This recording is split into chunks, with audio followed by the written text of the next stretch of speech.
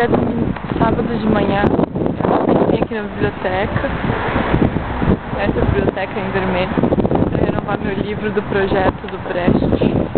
Não é Brecht, é Brecht. Não sei se agora eu tô indo pro negócio de computador para usar a internet.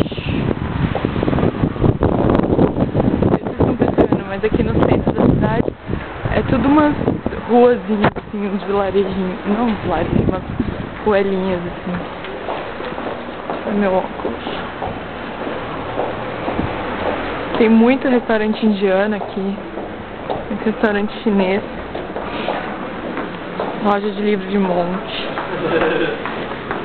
E um povo me olhando com uma cara estranha. Bom dia, pessoas. Uma igreja que eu nunca tinha visto, apesar de sempre passar por aqui.